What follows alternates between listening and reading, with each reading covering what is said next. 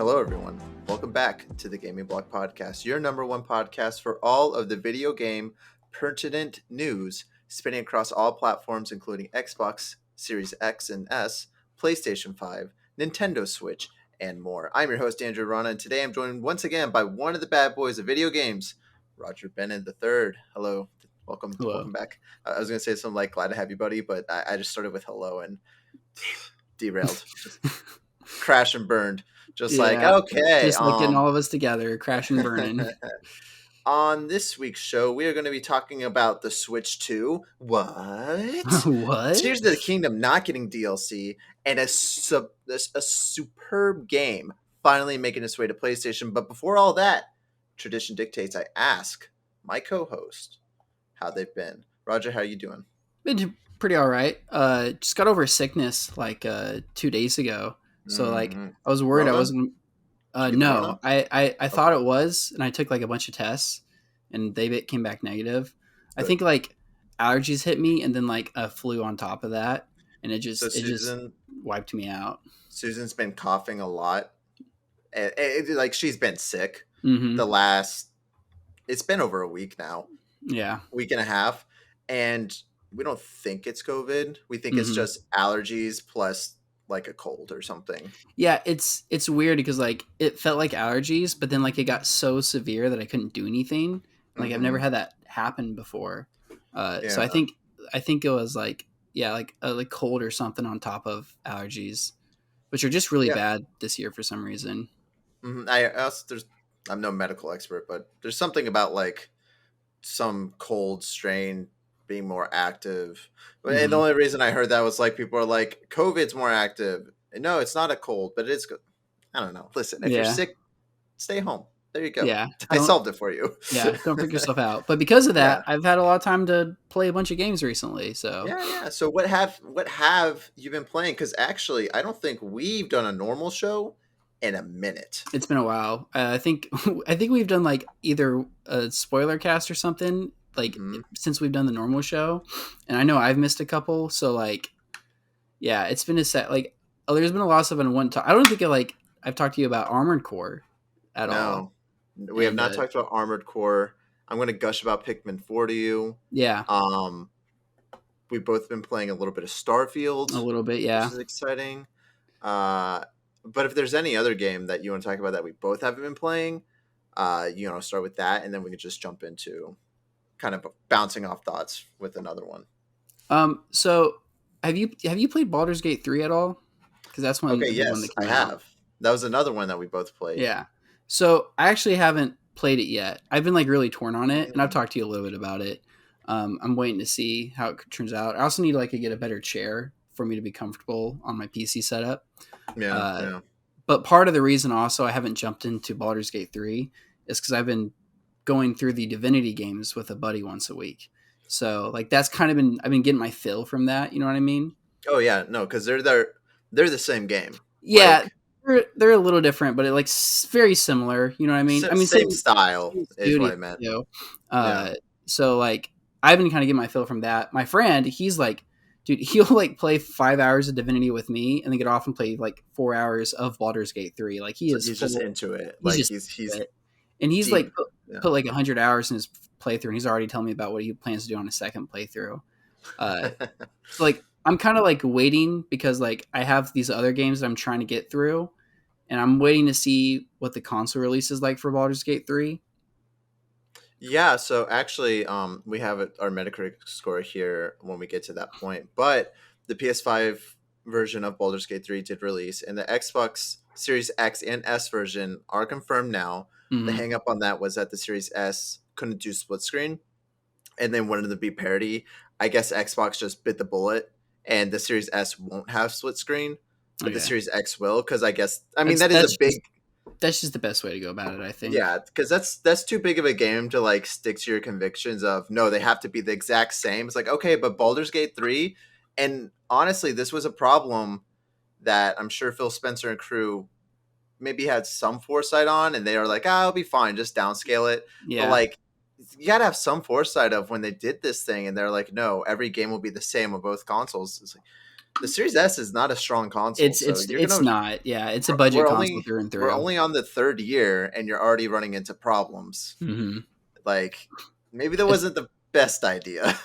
No, well, it's like, I don't know, like it's such a downgrade that like I don't think any of us have ever recommended the S. So for like if you're gonna get one, get the X. You know what I mean? Yeah, like the only time I can think of it was Jake recommended the S, but he didn't. He recommended the One X. Yeah, he said, get an he said get the One X over the S. Yeah, he did. You're correct. Yeah. It's such a it's like such a downgrade that's like even for the like the budget cut, it's just like it's not worth it. I think it'd be great for like a child. Yeah, I guess so, but like not a teenager and stuff. Yeah, I don't know. I'm not sure. That's cheaper, or at the time it was a genius idea because of the supply constraints and things like that. Because it used older. It was okay. You're right. It was like a good short term solution because you could get an S before you could get the PS5 or Xbox Series X, right? Yeah. Because yeah, it was on shelves. Like you could like easily long term wise, like it's just not the way to go. No, yeah, lack of foresight for sure with that. Anyways, now that we've already got our fill of shitting on Xbox in, yeah, I've played a bit of Baldur's Gate 3, not too much, only a couple hours, and I think what I'm doing, or what I'm going to do is, so I got it on Steam, and I've been playing it on the Steam Deck because it is verified. I've heard mixed reports on how it runs on the Steam Deck. It runs fine for what it is, and for being a handheld and all that stuff. It runs okay. Okay, that's all you can really expect, I guess. Yeah, especially from a game releasing today, running on the Steam Deck, like a AAA game. It runs fine. It's playable. The frame rate's not great. You can tweak it a lot though to get a stable frame rate and stuff. Yeah, but this game is so pretty that I kind of want to just get it on the PS5. Yeah, I kind of just do the service. Doing it that way. Yeah.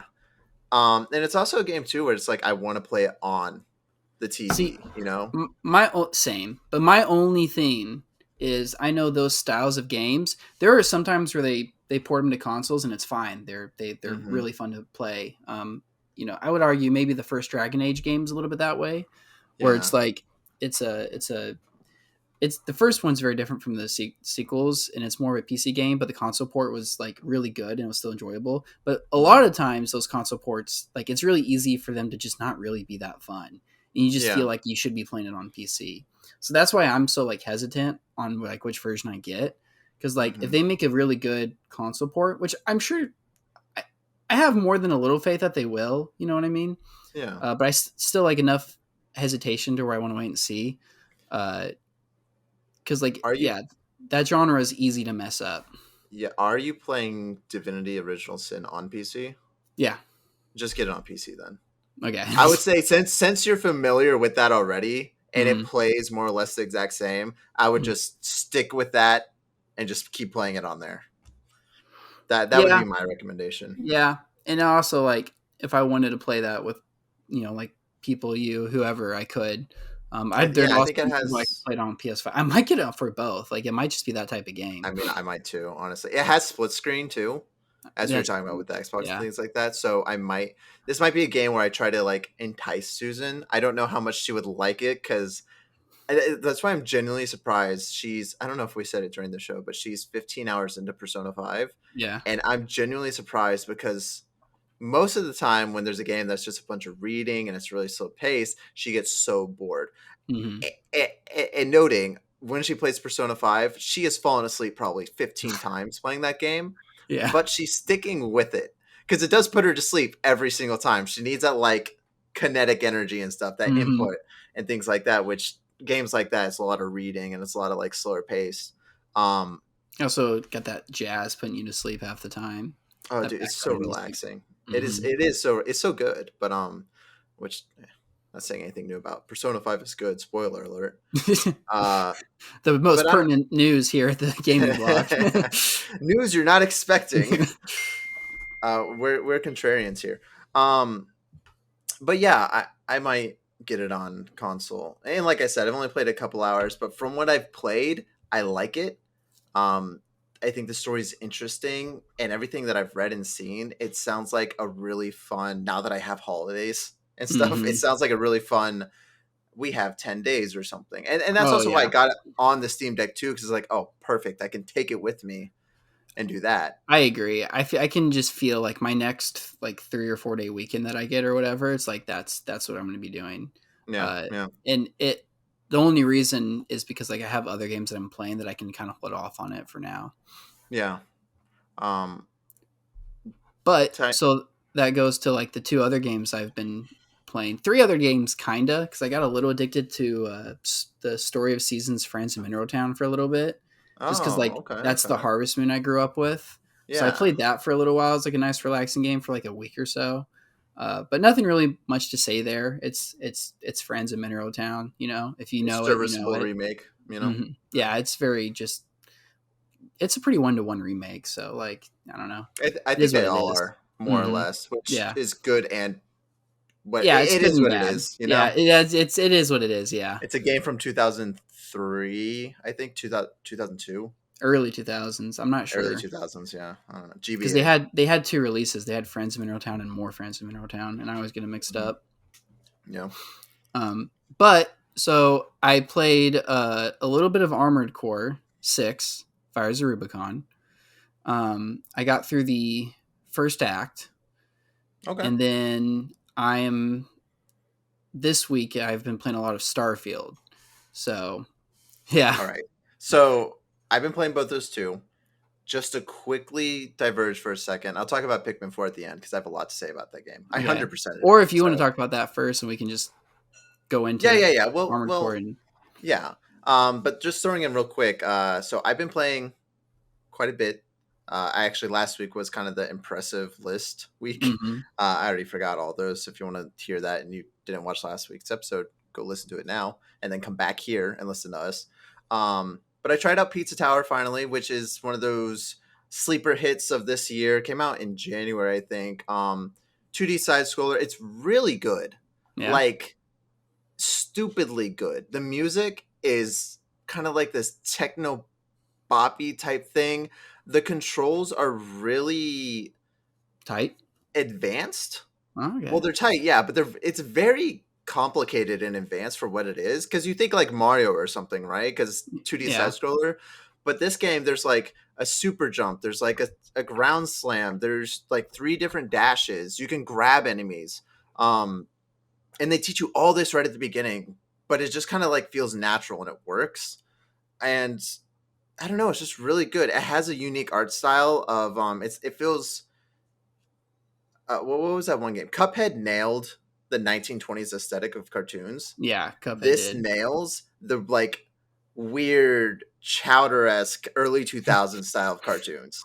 I can You see what you know, like mean. Courage Yeah. the Cowardly Dog and things like that. It's like it's kind of gross, it's kind of weird and surreal, Rick and Morty style, but Yeah. it It's works. like ugly animation. It's just Yeah, like, yeah.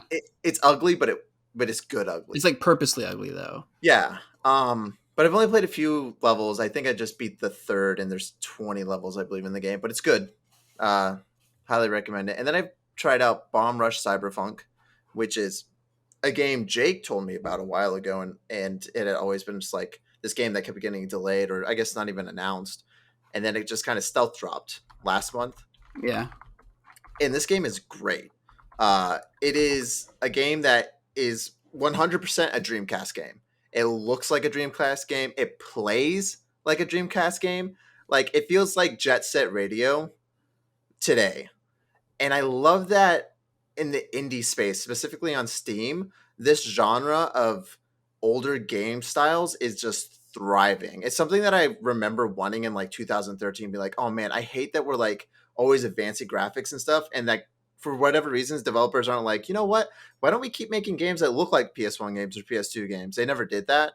But we have that niche now on Steam, and It I is freaking love it. nice having the indie market like this thrive.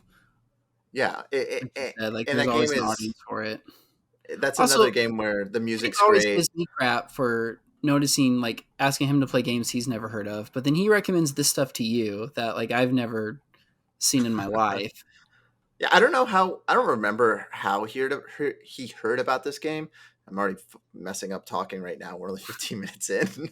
um, It's been a long day. but it's really good. I do want to go ahead and jump to Armored Core for a second. So you said you finished the first act. Yep. I don't think I finished the first act, but I think I got really close to finishing the first act. Yeah, it's not super long. No, it's one of the game is short. One of those games where it's like if you just do the missions back to back to back, and assuming you don't die, it can be really short.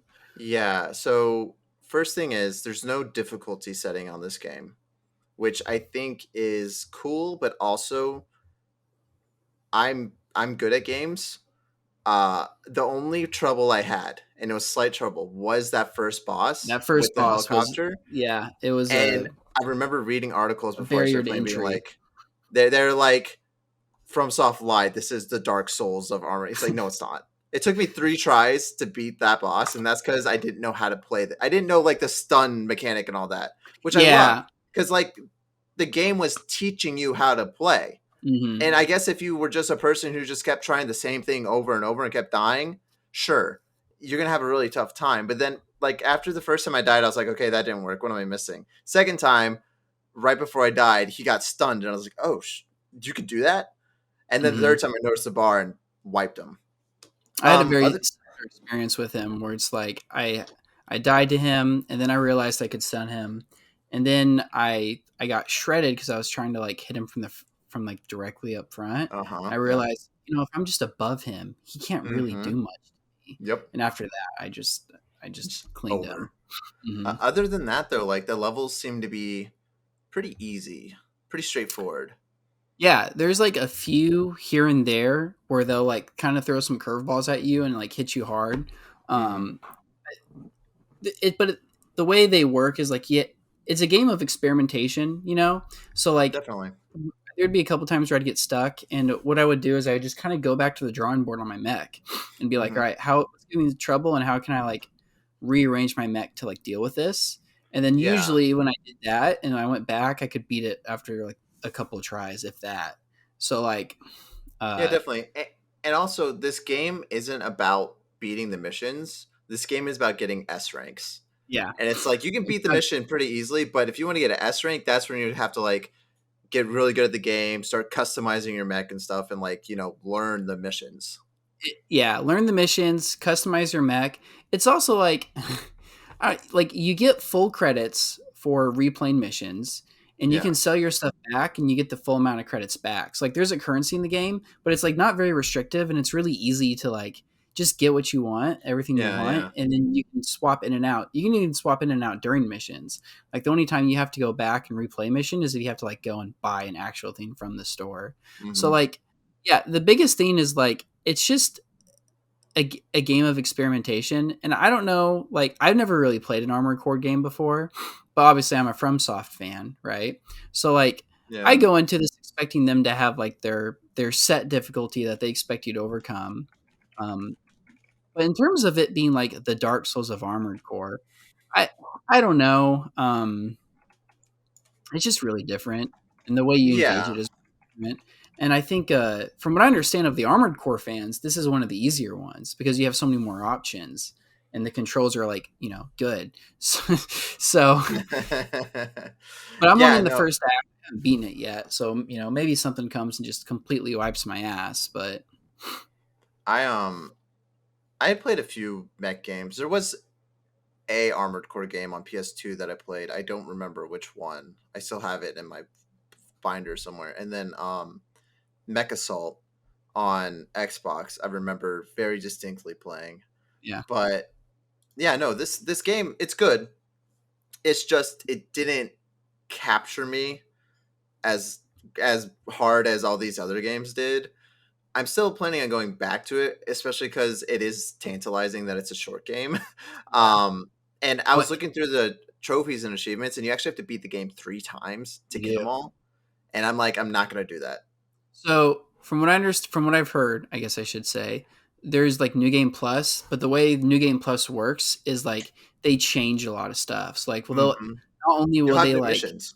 You'll have new missions, you'll have different outcomes you can do of of certain missions, right? Of course, there's the different endings, but like you can like get more gear, more upgrades, more missions that weren't able to do before. So like they give you a good reason to play through it again, but you just Yeah. got to like I would say like you got to really enjoy the game to do that, obviously. Yeah. And it's an And unfortunate fact too. There's just so many games right now. yeah, and for me, like it's been really nice, like bite-sized adventure. You know what I mean? Like playing a Yeah. couple missions, get better at it, kind of experiment with my mech. I love how much you can customize your mech. Like that's like my favorite part about Oh it. yeah, I sat there for an hour just like doing the Same. colors and all that Yeah. stuff and just making it cool. And the fact that you have like a custom emblem that you can upload into the game and have your own like little emblem on it, like that's the coolest thing. Like that's such a little thing that adds so much. Like I really like that. I should Uh, make the slightly entertained logo and put it in. yeah, that'd be amazing. I'd love to do that. It's the fact that um, that's an option. Yeah, have our right? own Yeah. brand. No, I love that. It does seem too that a lot of games, well, except for the next one we're talking about, a lot of games are giving you a lot more freedom in that customization. Mhm. Customization. So I do really appreciate that. I think it's got to know what it's doing, and this game knows that like it's like just a mech fulfillment. You know what I mean? Yeah. Like power fantasy, No, and absolutely. And I love that games like this can still exist and be yeah, successful. I yeah, really do. Right when I started playing it, I was like, yep, this is 2008.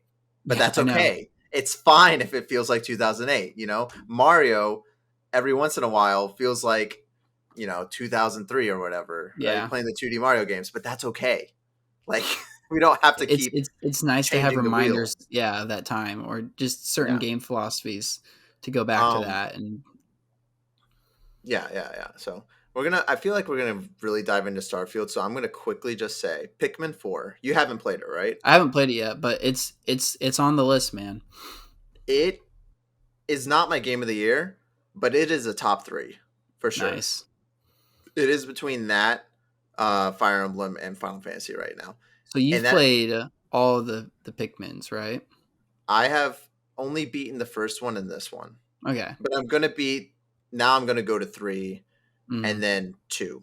Why I'm okay. going that way, I don't know. But Yeah. I mean, if I like this one enough, that's probably what I'll do. Is I'll just work my yeah, way backwards.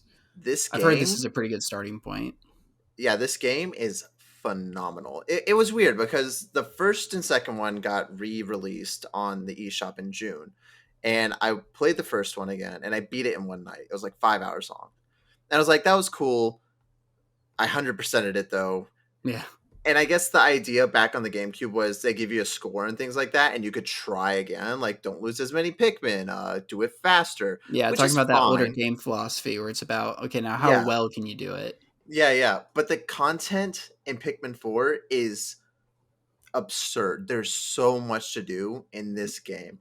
Aside from like just collecting every item, rescuing all the little alien dudes that are lost because the point of this game is like you're going to go rescue Olimar, who's from the first game. He got Nice. stranded again. You're part of the rescue corps, but first you got to find the rescue corps and then you got to Hmm. find Olimar. But then there are all these other guys that just heard the signal and they're lost now too. So you're just like continuously going and like you're finding all these guys and you got all your Pikmin and there's so many different varieties now and you can mix and match with all of them and it's just so good. They have a section where you talk to after you get Olimar, he's like, "This is what happened," and you basically play the first game. You have to find 30 pieces in 30 days, which is the exact same. Really? It was like what the, and I took a 6 hour detour of doing that in the middle of the game That's crazy. and it's just like and they have like these once you beat that there's like this challenge mode that I didn't do because it was really hard Yeah. um but if you get that you like unlock the purple Pikmin reproducer thing. It's just it's really good. So, um as somebody that doesn't know anything about Pikmin, is it more of a, like I always perceived it as like like a time loop, and like you're like you got set amount of days and you got to explore and make stuff to get out. Is it like more of a narrative focused thing, or is it more of like a gameplay sandbox thing? it is a puzzle game. Oh, Okay. 1000%. Okay. Even this one I don't think there's a time limit, so you Oh, just really? however many days you have is like or however many days it takes you is just what it takes you. Okay. But it is 1000% especially with all the different Pikmin they have now. Of like, okay, here's this puzzle. What Pikmin do you need to do this? But also think about all the other things you have to do. And there's this term, I think it's called Dandori, because they talk about it a lot in this game. They're like, do your Dandori. And actually, I'm going to throw in two. They have different modes where they have like versus modes now, where you're going against another player. It's only the CPU in the game, but they have a multiplayer mode too, How does that where work? you're just trying to collect more things than the other person in the set amount of time, because the whole game is about Dandori, which is like utilizing your time in the most efficient way. Yeah. So once you get into that mindset, it's really cool where you're like, okay, I'm going to throw 10 Pikmin over there and you guys are going to start building this bridge. But then I'm going to throw 15 Pikmin over there and you guys are attacking these guys. But I'm throwing 10 more over there to start collecting these items. I'm going to throw 6 more over there to get the... And you're like having all these different things happening because you're trying to utilize your time the best way possible. That's cool. And that's where the game really starts opening up. Nice. Also, I love the dog. The dog's great. He's cute. Dog's always a win in a video game. It had an awesome ending, and I'm just gonna say that because spoilers. If you do ever play it, it got me, which was really cool. All right. I don't know. It was really satisfying to play, especially coming from the first game to this game, and it's like you can see the evolution and how they really expanded on the Pikmin formula. Mm-hmm. And yeah, it looks great on the Switch, on the OLED especially. When did the last one come out? Was it the Wii U or the Wii? Pikmin 3 was on the Wii U. Okay. I think it was 2013. I think it's been 10 years. I guess it has been a while ago. Wow. Yeah. So definitely recommend it. Anyways, so that's Pikmin 4. Real quick, have you beaten Final Fantasy 16 or are you still working through it? Okay. So I have not played it since I moved. Okay, that's fair. The reason is that the PS5 is in the living room right now. Mm-hmm. And that is a game where I want to just absorb in a dark room and just play the game. Yep. We don't have that right now. That's more than just fair. biting the bullet. I just asked because you mentioned it, so I didn't know if you've finished it or not. But that's more than fair. Because that was the game too where I was like, I wanted like the atmosphere to be perfect for me to just absorb that game and get invested into it. Yeah, I'm excited to get back to it. And I think, I don't know. Actually, let's talk about it. Because the game right now that I'm playing is Starfield, and you're playing that too. Yep. It's the new hot game. Regardless of how people feel about it, this game is big. Everyone's talking about it. Surprised there's as much discourse on it. I guess I shouldn't be because it's a Bethesda game. But like, God, everybody has a take on this game. Like every single person. It's kind of wild going online and seeing all. I think it has to do with this is the first Bethesda game since the purchase. Yeah. And also we just had that huge court case. It is the first one since the purchase, but I don't know how much that. I know it obviously some's affected, like it being an Xbox exclusive, but like they've been talking about this game forever since way before they were purchased. I think this is the first Bethesda RPG. Well, A, it's their first new IP. Yeah. And then B, this is the first one since Fallout 76. Yeah, so, and I would argue this is the first one since Fallout 4 where I felt like they wanted to make this. Like, I don't want to talk too much shit on Fallout 76, but you could tell, I don't know if that's one they wanted to make.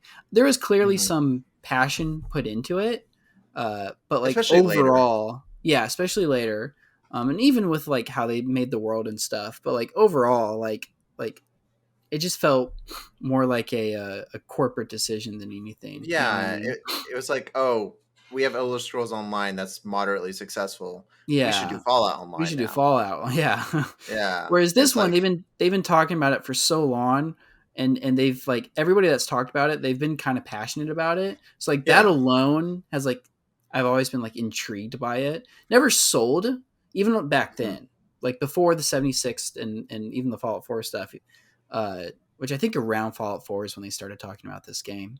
I've always been like. I can't remember exactly, but I've always been like intrigued, but not sold, and that's pretty much how I was all the way up till release. But so initial impressions, how do you feel about it? So there's there's initial impressions, and then there's where I'm at now, which is about 15 hours into the game. Okay. And the initial impressions, which is like the first few hours, was like, it's okay. I'm not really like gripped, you know what I mean? And it was very overwhelming at first. Like there is a lot. There's the new world, the new lore, which like, while new Fallout and Elder Scrolls are great, but like you're familiar with those worlds, at least, by now, right? Like I know there's a first time at some point for everybody, but like I haven't really had to deal with that in a while. So like I have to understand how this world works, the mechanics of it.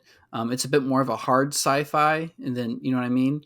Like it's sci-fi, but it's like theoretically like in our world sci-fi. Yeah, for sure. Like Star Wars is not. You know what I mean? What? The Death Star can't exist. The Force can't. What? I would argue Halo's not even, just to get that out of the way.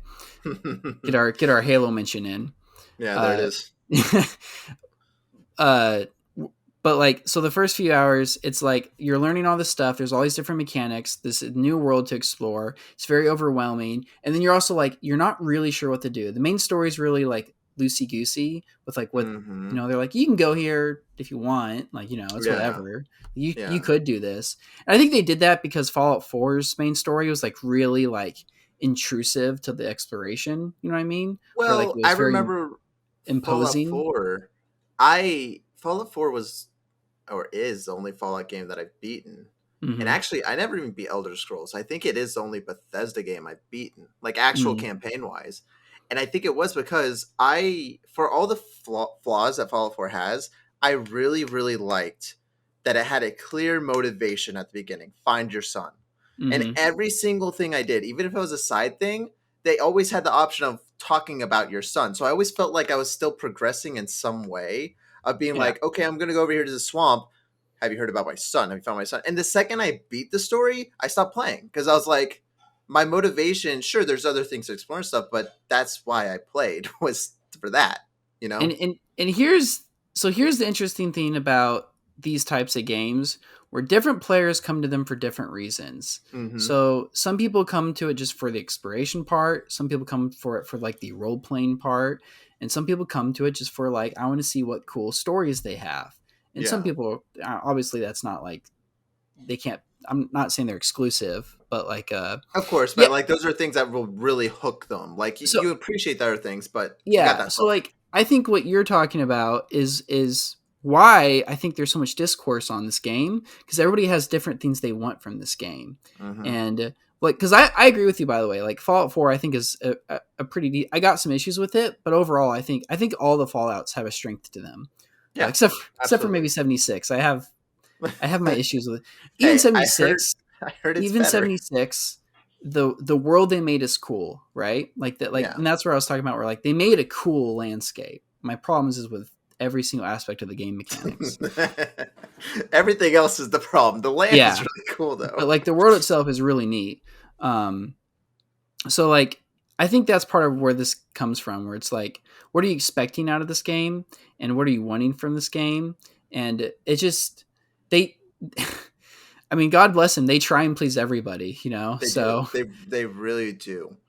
And talking about the first few hours of the game, it is like, I'm 5 hours in, so not as far as you. But there was that moment of, I started playing it, and I feel like I even have to put this like little footnote on there, being like, disclaimer. I play every game. Yeah. I'm not the type of person who's like, I mean, I mainly play PlayStation and then my Switch recently. It's like really been playing my Switch recently. And I even joked with Susan, I was like, this is the most I've played my Series X. But I've also had a Series X since day one because I want to play it. It's not like a thing of like, I want to be like, oh, Xbox sucks. I'm just like, I want to just play good games. Please release good games. But I started playing it, and I really, really, really hated the cringy dialogue at first. Like, really, everything just felt so forced. And so cliche. And the whole mining thing and stuff like that. And I was just rolling my eyes like, oh, we're doing this. Are you for real? They and to be fair, I don't know how much of it is like nostalgia clouding my like memory. I feel like they've all kind of done that in a way. Like all the Um, Bethesda games? yeah, all the Bethesda No, games. no, it felt like a Bethesda opening for sure. Like I Yeah, felt like I was playing. but It you're felt right. like They the totally are just beginning. like, oh, you're the chosen one. Here's this and this and this, and Yeah, go. like you touch. It was so ridiculous because like the guy lands, whoever had your ship at first lands, and he's like, Mhm. "Oh no, you have to do this now. You're the chosen one." Bye. And I'm like, "You just gave me your ship. What?" And I get it. And you know what? Honestly, if you're gonna do this, I like this way better. Just Yeah, fucking throw it all in there and say, "There you say go. Who fuck cares? it. Go No, explore. Go." their games, you are always the center of their universe, and Yeah, honestly, like that's I. It's nice having other games where you're not, but sometimes it's nice having a game where you are. yeah, Uh, no, absolutely. But and it's apparent throughout the whole thing too. once I got past the initial beginning part, because I was really nervous, and I was like, I didn't really see or hear anything about this game except for the Summer Game Fest demo that they showed that kind of sold me on the game. I've been pretty light But myself. um, the second I realized there's just a loading zone between everything, I was like, come on, Bethesda. Come on. Are you serious? There's a loading zone for every single thing. You want to get off your ship? Loading zone. You want to go to the atmosphere? Loading zone. I did figure out that you can like skip a lot of them by just like if you're on the ground, you can go straight to another planet Yep. like You can right use the away. menu to fast travel through a few of those loading zones, Yeah. should you want to. So I do appreciate that. But it was like the beginning, I was kind of like a little lukewarm on it. But then I decided to just go do something. And the first thing I did was I don't know what they call it, like the Rangers or the Spectres or There's whoever a it there's is. a couple of them. There's the Vanguard. Vanguard, that's the There's one. yeah. So they're like There's a Rangers faction in there. yeah, But they're like you can go join the Vanguard. And have you done that?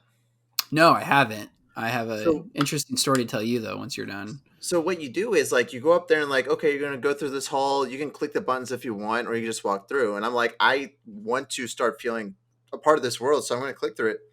And they had this whole lore, like this whole walkthrough. It's like an interactive museum, and I clicked every single button. And I was like, this is fucking cool. Hmm. Like this is an intriguing enough story, and it's got some like politics behind it, and like some like these guys are the good guys, but they're not the good guys, and like you don't really know who's good and bad. These guys are definitely bad. It introduced the monsters or whatever that eat humans. I don't Yeah, remember yeah. what they're called, but The alien stuff. Yeah. yeah, the alien stuff. And then they had like a flight simulator thing, and then you become a Vanguard and you get the whole suit and all that. And I was like, and then they're like, here's your first mission. And Sarah's with me, and I'm just like, Sarah, I don't fucking care about your stupid constellation thing. Honestly, everything Oh with yeah. constellation so far, I'm like, dumb. I Yeah. hate it. This I whole pieces and you're the center. I'm like, no, no, that's garbage. Get out of here. They Not have a about that. couple of moments where they force a companion with you, and every time I would be like, "No, we're doing what I want to do," and I just I drag them halfway across the galaxy with me. I immediately said, I think we should split up. And she, it was like right when I got here, and she was like, no, we have to be together. I was like, all right, you're going to come with me then. you're, you're by my side. Um, but I like went to this, uh, the first mission for them, like you go to this remote moon or something or planet, and there's one of those. I'm going to call it a death claw. That's what it is. It's just a death claw. Yeah, alien But Deathclaw. there's one of those there, and like the whole colony had been wiped out except one person, and you had to do this whole thing where it was like Alien had like a tracking beeping thing and like beep faster if it was closer. So I was like hiding, and you had to activate the turrets and stuff. And then once it That's was awesome. activated, it felt like the end of Alien 2. We were just fucking Yeah, like guns everywhere. And we're shooting it. I bet you there's a ton of like alien and sci-fi references in the Oh, game too. absolutely, absolutely. But like that moment right there, I was like, this game is fucking awesome. Yeah, And then I it's started that just story, exploring. right? Where it's like you kind of felt like that's your story that you Yeah, got to like do. it was my own little because it's a game where you can do anything. So I'm sure there's tons of people who did that right away, Oh but I yeah. also know there's tons of people that didn't, Hmm. And that's so cool that it's like I just want to be a Vanguard. I'm just going to kind of mainline that series right now, and then eventually I'll get back to the other shit. Um but I did have some problems after that too, where I just started exploring planets randomly because, like, let me see how this is, and I really, really, really don't like the way that they have exploration. I really Yeah.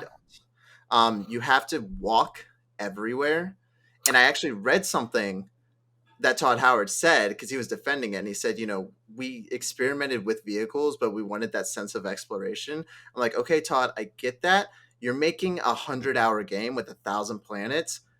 Maybe have them walk the first few times and then introduce something later, because I'm just going to not explore. Honestly, that's what I'm going to do. All you need to do is just make it a buildable, and then you choose to get the materials to build like a bike or a space bike or something that goes faster than your walking speed. And then it's a choice up to the player whether they want to do that or not. Yeah, right? Yeah. Like, give them the option. Don't make it to where, we want you to have that feeling of exploration. Because I get that. It was cool. When I landed on the first moon, and it was just like a black sky with like all the colors and stuff, I was like, this is awesome. I was hopping around like a bunny. I was like, this is so cool. And then I saw 700 meters that way. And then I walked that way and realized there's nothing over there. And now I'm 1,300 meters. And I'm like, I hate this. And I just left. I was like, I'm sleeping. I get into like a melancholic state because like I'm one of those people that like scanning stuff. Like when I play No Man's Sky, I totally scan the whole fucking planet, all the animals, all the plants. So I'm like kind of doing this game the same way. So I'll go into this melancholic state where I'll go from point A to point B and I'll kind of just scan as much as I can along the way. But then there's other times where it's like, man, I just want to go over there. Like I just want to get there and get back. I just want to be there. Mm-hmm. I think having that option is like what I would have. That's what you need to do. Is just give them the option of whether you want to initiate the faster travel or because like even just landing anywhere on the planet, right? Like you can just do that. There's been times where I'll be like, sure, there's something here. I'll just go check it out, and then I'll just kind of wander around for like an hour, not really doing anything meaningful, just doing random whatever quest and Bethesda stuff, collecting stuff, Bethesda stuff, seeing what things are there. Maybe I can get a skill book, and then I'll leave. And like I really enjoy that. But if you're being forced to do that, I think that's where it's rubbing some people the wrong way. Yeah, and I've looked at obviously I think like the user scores are so.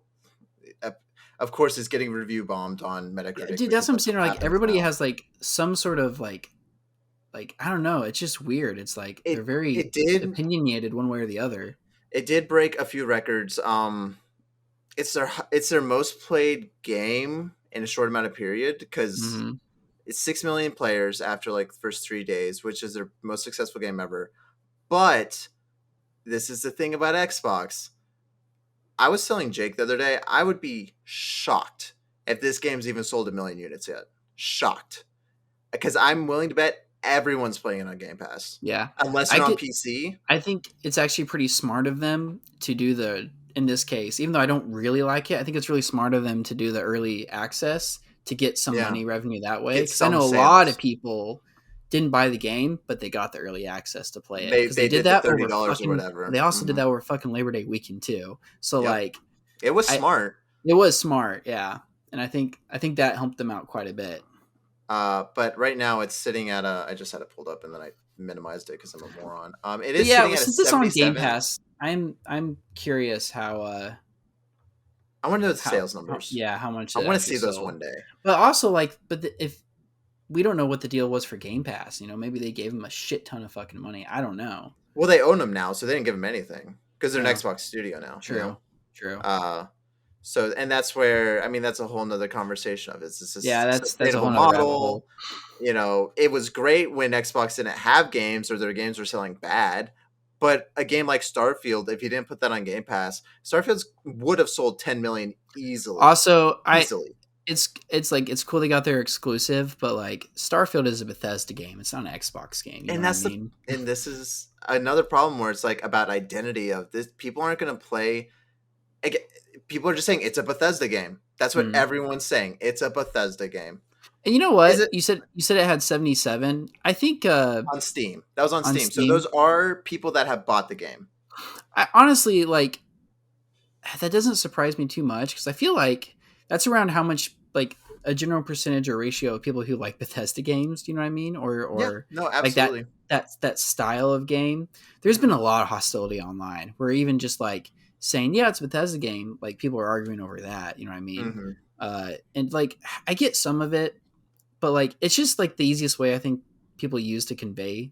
Like, it's like BioWare I feel the same way about, where like there's something to a BioWare game that's just like it's a BioWare game. Or You know like what I a mean? FromSoft game, you Or know? like a FromSoft game, and this is just kind of the same way. It's the engine, it's the feel and all that stuff. Mm-hmm. It's the game design because honestly, like that's the funny thing, and that's why I'm also hesitant about Starfield, where I'm like, I don't know how much of this I'm gonna play because I like the Bethesda loop in like Fallout 4 and in Skyrim, even though I never beat the campaign of Skyrim. I played a shitload But of honestly, Skyrim. a lot of people have played the shit out of the Elder Scrolls games and haven't beaten the main Yeah, because story. that's kind of what the game's That's about, you pretty know? acceptable, actually. Like, Yeah, but I like that because you were able to go anywhere you wanted to, but still always be doing something or running yep. into something. When you're in Skyrim and you just start walking in a direction, in 30 seconds, you're going to hit a cave. You're going to hit Mm-hmm. a band of enemies. You're going to hit something. Starfield, you're not going to do that. You're going to have to pick a place, like intentionally pick a place, go there. There will probably be some enemies if you go the right way. Yeah, But it's there's already been also places where there's nothing, which is fine. But I can see that getting like really like, the player has to do something about it. You have to be intentional with all your actions. Where in their other games on Fallout 4, you can just walk and find something. mhm. What I've noticed about Starfield so far is a lot of that happening of going somewhere and running into something that's been happening on more of a galaxy level. I've had a Yeah. couple moments where I'll hop to a galaxy and something will happen that will drag me to Hmm. something that might drag me to a planet that might drag me to another galaxy. Yeah. Now, on the actual planet, it tends to just be a small map, and you go and you Yeah. explore and do whatever you need to get out of there. But Absolutely. so far, generally speaking, if I'm going from like galaxy to galaxy, that's when like I'll start or city to city. There's a lot in the cities too. Yeah. Once you start, I've barely explored New Atlantis, but the one on Mars and there's another one called Aquila City. I've been like really like going through that, and there's a lot of stuff there. And then there's the faction quest lines, like you said. Yeah. So like, I don't know. It'll be interesting to see how it is later down the line. Definitely. I'm interested to see like, is this a Tears of the Kingdom thing where in 3 weeks people are just still talking about it and playing? Because I felt like with Zelda, Maybe. after a month, I was shocked like how much people were still playing it. Well, Like I I'll felt tell you like what, they were just there still. I have yet to really dive into it, but their shipbuilder system looks really cool. It Like it does look seems really really cool. neat. So I I haven't really want gotten to try to that at out. all, but and you are right too. I do think that's a fair point to bring up where like when you are in space, I've already gotten like the transmission from someone that is trying to drag you somewhere, or I just found a random space station docked on it and there were like these two factions fighting and I went in and killed them all. But it So was like a cool the, little thing. the story I was going to tell you was this started with me going to kill these spacers in space for a quest, and I shot them down. And then I'm by a planet, so I go ahead and scan the planet. And realize one of the ships I shot down crashed on the planet. So Oh I go really? there and I land there, and I'm like, I'm gonna steal their fucking ship because it's still working. So I kill them all. I take the ship. I take off with it, and it's like cool. I got my own ship, but I need to register it at a space station. So it's not very good. And then I get attacked by more spacers. So I'm trying to fight them off. It's not very good. It's damaged. I can't get to the space station I need to get to. I have to hop to a different galaxy. I go to this galaxy, guy transmissions. He's like, hey, you need to not go to this galaxy because shit's fucked up over there. Just telling you. Was it like the country guy? Yeah. So yeah, like, I think I had the same one. I got a quest for that. I'm like, okay, I'll deal with that later. I finally get to my space station that I need to, and then I get stopped and scanned for contraband, and I get arrested because I stole the spacer spaceship and I didn't check the cargo hold and it had contraband on it. I didn't even know. Hilarious. So then I get sent to jail, and they're like, "We notice you're a wanted criminal. We got a special mission in mind for you since you're not on the records." Now I get recruited into this sting operation for the pirates from the space FBI for contraband I didn't even know I had on a spaceship I stole from them. And like, you know what? And that right there, like such a cool thing for me that's when I was kind of like, okay, I'm enjoying this. Yeah, and it's like you hear that, it's like, I don't know. I might not like be keen on a lot of things. This is not a bad game at all. Mm-hmm. It's not bad at all. I understand if this game isn't for you, and if you're really into certain games like like I understand if like you've played a lot of No Man's Sky and you can't do the things in this game that you could do in No Man's Sky, you Right. being a little disappointed by that.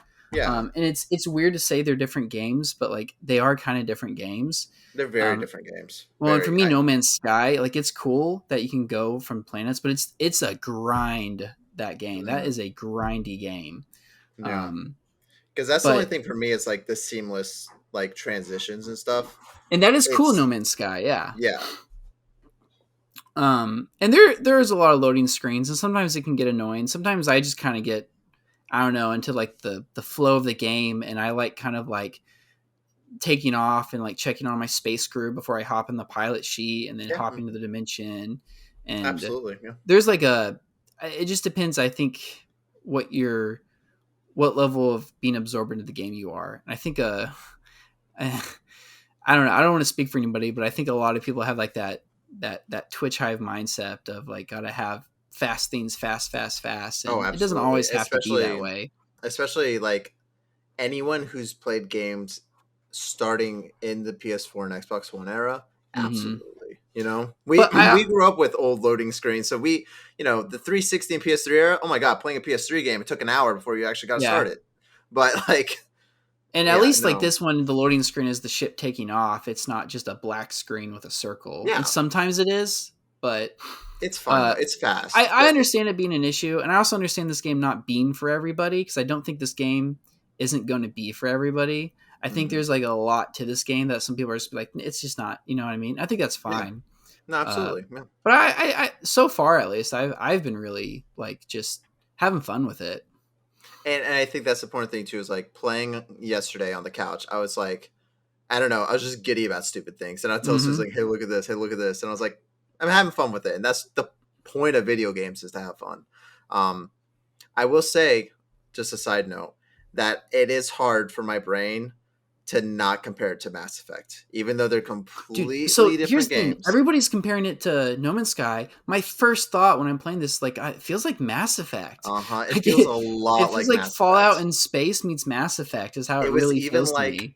Even like the whole thing of like you touched the artifact at the beginning and now you're the chosen one, and then like going through that little history story and stuff. It wasn't the same, but it kind of had vibes of the First Contact War and like the Geth and all that, and I'm like, it just gives me that vibe. Just how you get companions too, and they go on your spaceship. Maybe that's like a very surface level, but like it gives me the same vibes. You're not alone in that. Which that might be the thing of like Mass Effect is the space game, you know? Dude, yeah. So everything's going to get compared to Mass Effect in our lives. But also Mass Effect's fucking great. So I mean, it's a good standard. It is a very good standard, but we'll definitely play more of that and have more thoughts on it later. But I think right now we'd both, I'd give it a thumbs up right now. When I played, initial impressions, thumbs up. It's good. Yeah, I was like, great on Xbox Series X. I'll tell you that. The graphics wise, it's not great. The character models, bad. They're pretty bad. It's got cool scale, but some of the, when you get up close, then it's like, yeah. I'm already seeing repeating hallways and stuff. Which it's a big. I get it. It's fine. I noticed the in-game presets they've used. It is what it is. It's at the end of the day, like everyone said, it's Bethesda. It's a Bethesda game. It doesn't mean I hate it. You know, that's the funny thing. It's like Bethesda is so popular, I think, because of their flaws too, or because of the way they do it. It's a little weird. Well, they really were like I don't know if I want to say the first ones, but like them making a 3D world that felt like an actual world. You know what I mean? No, like absolutely. That's just they really, and I think it's their brand. Honestly, I think it's fitting. You know, No Man's Sky did beat them to the punch, but kind of cheating with the whole. I mean, that makes it sound bad. Yeah, but they did the procedurally generated stuff, and I think No Man's Sky, what they did was incredibly impressive. Agreed. But like, if that game didn't exist, this would also be Bethesda being the first at it again. Like, 1,000 planets? Are you serious? That's insane. But here's the weird thing for me, where it's like the things I like about Starfield are the stuff that they did themselves, like the cities, like there's the quest and the factions, like the handmade stuff. I think the procedural stuff just kind of feels like fluff to me. Yeah, so absolutely. Where like all of No Man's Sky is kind of built around that. So it's just like, for whatever reason, other than like, and I won't lie, there's a small part of me that like, it'd be nice to just fly into the planet. Once you accept you can't, it's like accepted, but it would be nice. But other than that, like, I don't know, they're almost categorized separately in my head for some reason. And I think sure. I think the reasons I'm enjoying Starfield aren't the reasons I enjoy No Man's Sky. I think that's why. Yeah, that's why you differentiate them. You like them for different reasons. So, yeah. All right. I have more thoughts, but we'll leave it there for now. Because we're 55 minutes in, but that's okay. Let's go to the gaming riddle. All right, Roger. All right. This one's easy. If you don't get this one, I'm gonna flip a dog. Hey there, Chief. Take your time. These things are happening from our mind. Summon demons, change their hearts by going to the world apart. You have 3 questions. Oh, you might be upset with me. Susan's screaming. Really? I don't know. I don't know what Susan actually knows. Hey there, Chief. Take your time. These things are happening from our minds. Some demons change their hearts by going to the world apart. I'll give you 5 questions. Is it in the Persona series? Yeah. Is it Persona 5? Yeah. Okay. It is. I shouldn't have put. It's the change their hearts. That was 2 on the nose. What's funny is the "Hey there, Chief" kind of like threw me off. Oh, you know what? But to take your time, that's actually a really good line, because that's they say that in the loading screen of Persona 5. Every loading screen says that, Yeah. So cool. Well, you have 19.5 points. Congrats. The summon demons threw me off. What's funny? I actually thought of Shin Megami Tensei before. You were in the ballpark, though. Yeah, that's good. By the way, I did play a little bit of Shin Megami Tensei 5. Yeah, and I haven't gone through it yet because I was finishing up Octopath Traveler, and I didn't want to play 2 of the JRPGs at the same time. Good idea. Shin Megami Tensei 5, I like it. I like the mechanics of it. It sucks that it doesn't run good on the Switch. Does it not? No, and like I don't want to be like a snob about that sort of thing, but like it's like noticeable. But it matters, right? When it like, matters, it matters. Listen, when it's a game about grinding out battles and leveling up different demons and constantly swapping them out, if every battle you go into lags at the beginning and end, that builds up over time. Yeah. That builds up bad over time. So like, I only played a couple hours and like I had fun with it, but like it was starting to grind on me just then, and I'm like, this is like, and I know this is going to be a long game, so it like, I don't. I'll let you borrow it at some point, because like it's noticeably rough. I mean, I have it. Oh, do you? Yeah, I'll actually. That's interesting. I'm looking for the next Switch game now that I've beaten Pikmin and Zelda and all that. I've heard people that like got past that. They love Shin Megami Tensei 5. Yeah, and that reminds me. I played Final Fantasy VI on the PS1 version, which if you've ever played that version, every single time there's a random encounter, there's a loading screen. Yeah. And every single time you're done, there's a loading screen. And that's how I got probably SMT. I got 10 hours in, I couldn't do it anymore. I was like, this is absurd. I'm done. Well, it's like it's a loading screen, and then it's the lag. It's the lag before, loading screen, lag after, beat the battle, lag, loading screen, lag. It's just like, it's just too much. It's just like, and it's a game about grinding battles, and it's ridiculous. It's really like, it's rough, dude. It's almost like they need a new Switch. That'd be a great segue, but it's not time for that. We do have Meta on my mind though, and we only have 2 new ones. Baldur's Gate 3 has a 96 on PS5. Phenomenal. Good. I think that's a point lower or 2 points lower than its PC counterpart. I'm not sure. It might be 1 point lower now. Yeah, I think 97 was on PC. Anyway, it's the same score basically. And Starfield, which this number has been fluctuating, and I'm going to be honest, there was some controversy with this. With the Starfield early access stuff, because Bethesda and Xbox only gave it to specific people. And this Metacritic score was at like an 89 when it first released. And then when everyone else started getting code or like Yeah. access to the game, that's when it started dropping. Little scummy, gonna be honest. I don't like that. Like, if you're gonna give early codes, give them to everyone so everyone can review the game, not just people who like you or you like them. Yeah. You know? Yeah. And Bethesda's done that before.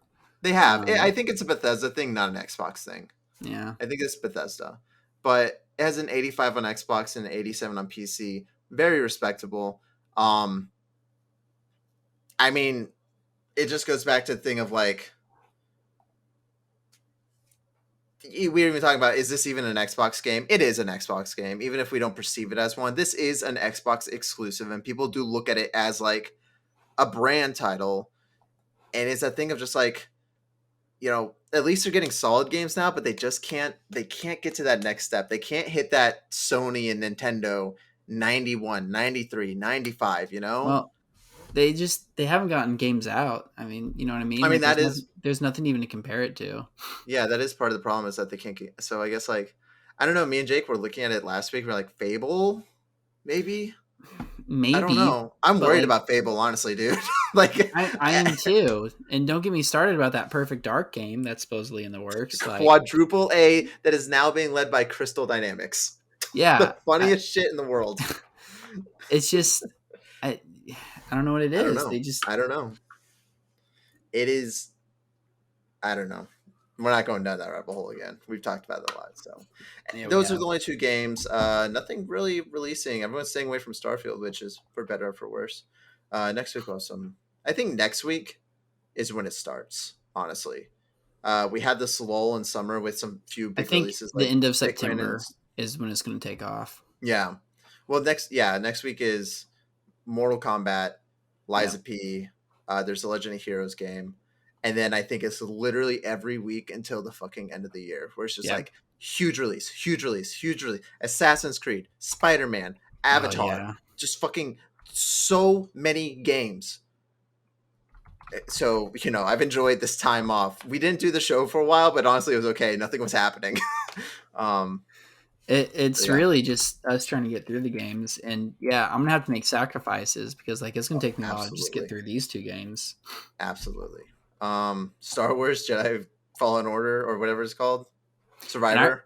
I really want to play the one you've played that I haven't, which is Fire Emblem Engage. Which, by the way, I've been checking the stores. Every time I go to the store, I'll check for that game, and it's the only game sold out. It's so annoying. Really? I'm gonna have, I'm either gonna have to get it online or digitally, and I don't want to do either.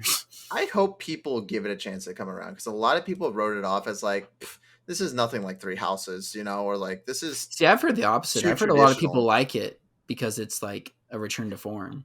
I mean, that's why I like it. It feels like old Fire Emblem. So, I hope you get to play it soon. But we're going to move on, because there's only Metacritic scores, to our top 100 ranking. Now, we're at 2014, which, believe it or not, was 9 years ago. I've got to put a number on it.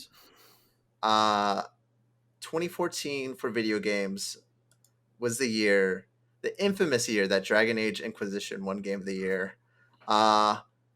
Worst year in gaming and modern era? Maybe. A really bad year. Let's take a look at the games that came out for 2014. There are some hits. There's some good ones. But it's not like some of the other years. There's a lot of questionable ones. So, standout games. Middle-earth, Shadow of Mordor. Not bad.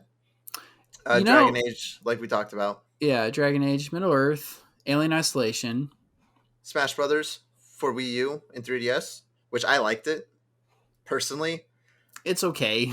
It's divisive. Yeah. The original Divinity, which wasn't bad. It was good. It wasn't Original Sin 2. No, they're both really good, but 2 is just, it's there's a reason everybody talks about 2. But the first one is still, like, really good. Yeah, it's a good game. Vanilla Destiny came out in 2014. Yeah, the worst version of it.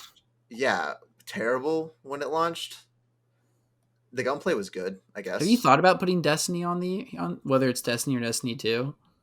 I think we had a conversation about Destiny 2, and I think I actually did make an argument for it, but I don't think that might be one that we have to come back to and be like, hey, because there's something to be said for, like, because when Destiny first launched, people were like iffy on it. But after a couple years, and they had the expansions and the packs and the DLCs, it being like the first console MMO shooter, like there is really something good. to be said for that. And then doing raids and stuff.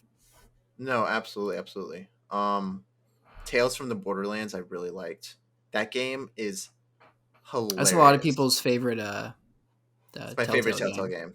Favorite. It is so funny, and I like the original Walking Dead, but like, yeah. And I don't like Borderlands either, but this game is like really good. That's the only reason I haven't touched it, because I'm not the biggest Borderlands fan. Yeah, you don't have to be though. That's the great thing about it. It's just like the writing is so stellar, and I think it's because Telltale wrote it, not Gearbox. Because the writing in Borderlands, I think, is terrible. It's awful. Yeah, it's got a style for sure. It's not my style. It got a little try hard by the end.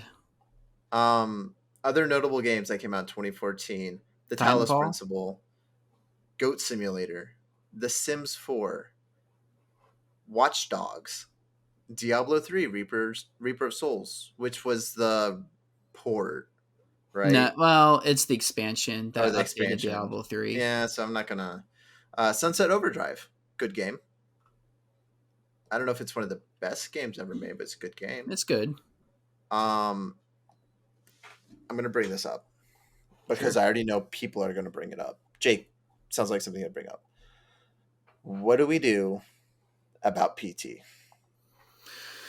Is it a game? Yeah, that's rough to say. It's a playable teaser, but technically, it does have a beginning, middle, and end. And it technically came out. I've played it. I have too. And for a horror experience, it is probably the best horror game I've ever played. It's very short. I think it's probably one of the best horror experiences created that inspired a lot of horror video games. Yeah. But I don't know if I can feel comfortable putting it as... It's not a game. Because it's a canceled project is what it is. Yeah. Now, it's really cool and... It's really good what it is. Yeah. But it's like if someone's put out a tech demo to... And there's something to be said for like a tech demo being the scariest thing we've like yet to see that games are still inspired by today. You know what I mean? Like that's how fucking good and ahead of its time it was. Yeah, and you know what? Now that we're talking about it, I don't think it is fair because we have this impression that if PT came out, it would have been that the whole time, which is just not true. Because we play demos. Whenever you play a demo, it's the best of the best. It's a very selected experience. Yeah. Yeah. So I've convinced myself, no, it shouldn't be on there because the full game. I don't mind it being like an honorable mention, but I don't know if we can like put it on there because I just can't view it as a game. No, I mean it is in the technical sense a video game, but it's not. And the fact that you can't even like technically get it anymore and play it anymore because it is a canceled thing. It's such a weird one though. It's like something that you like. But it's like it's there. It is weird because like it's legit like one of the best horror experiences you can have in a video game setting. Dude, it almost made me cry. Like it is so literally like, playing it. I can't play it. Like without PT, we don't have Outlast or Resident Evil 7 or a lot of these other modern horror things we're used to. No, I think RE7 was 1,000%. Like you can very distinct parts of that game. You're like, this is PT. Mm-hmm. You know, and it's for the better. Don't get me wrong. Like I'm glad they did that, but yeah. Yeah, we can't put it on. Honorable mention. I don't feel comfortable putting it on the list. I agree. Other games, just to quickly go through these: Little Big Planet 3, Smite, Bayonetta 2, Mario Kart 8, South Park: The Stick of Truth, Dark Souls 2, Hearthstone. Yeah, 2014 kind of sucks, honestly. It's like I don't know. Like none of these games are bad. Yeah, none of these are bad, but none of them are like. This is the game. Yeah, because honestly, I like a lot of these games. Like I've played a lot of these and beaten them, and I enjoy a lot of them.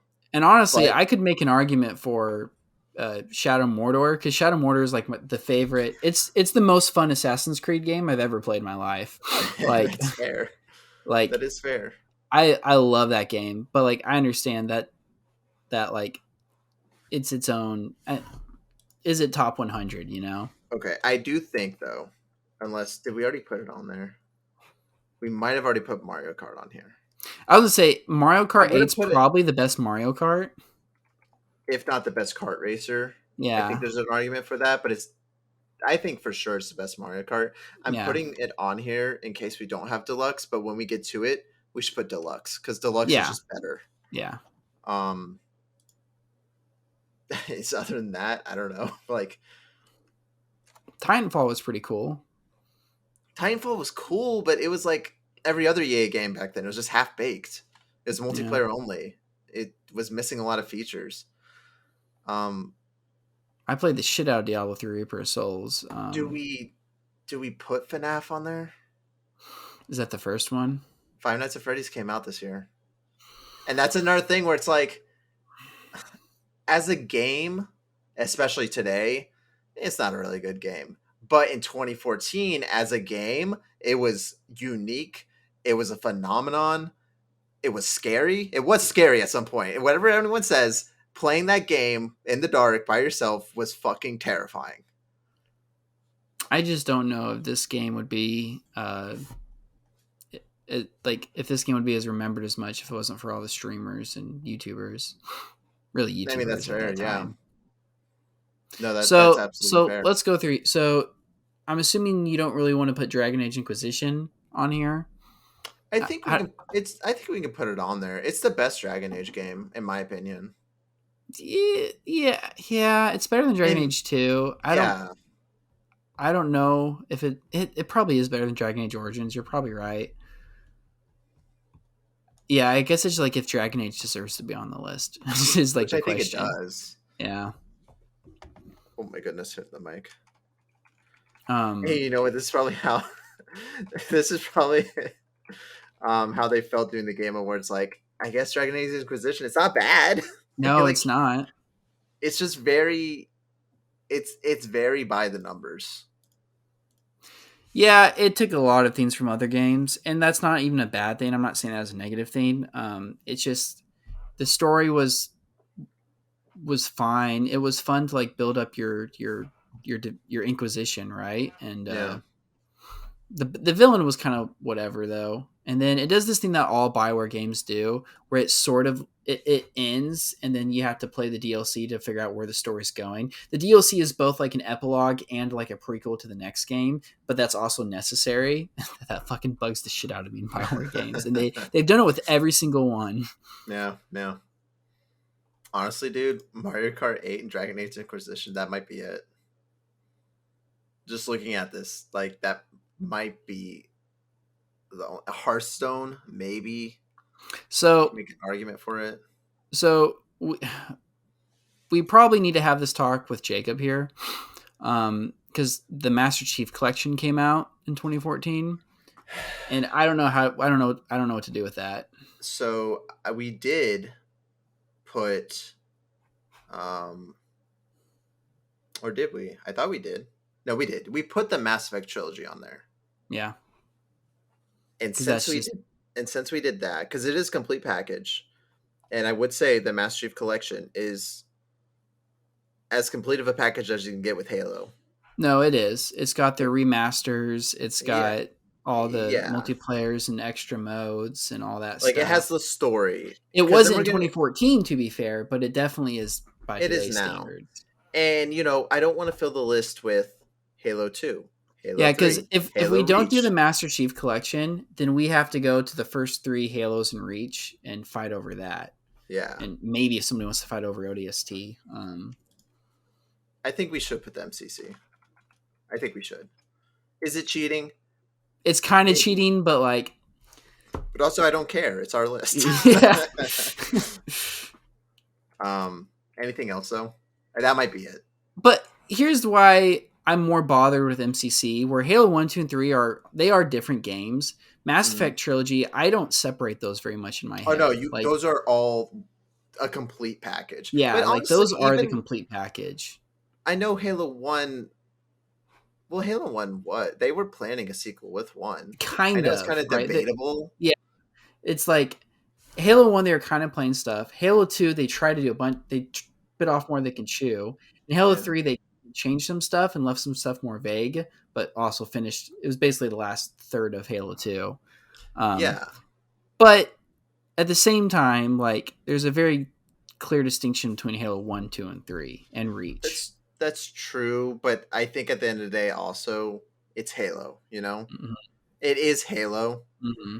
So I think you could make an argument that, like, when you start differentiating, we can put it on here for now and then like kind of talk about it with Jake. That's what I'm saying. Yeah. Where it's like it's totally cheating, but at the same time, it is the best way to play those games. Well, it's because like it's like with Mass Effect 2. Like personally, Mass Effect 1 is the best one. Yeah. And then 2 is right there. And then honestly, I mean for me, 3 is there as well. But I know some people would be like, oh, 2 is the best, and then they really don't like 1.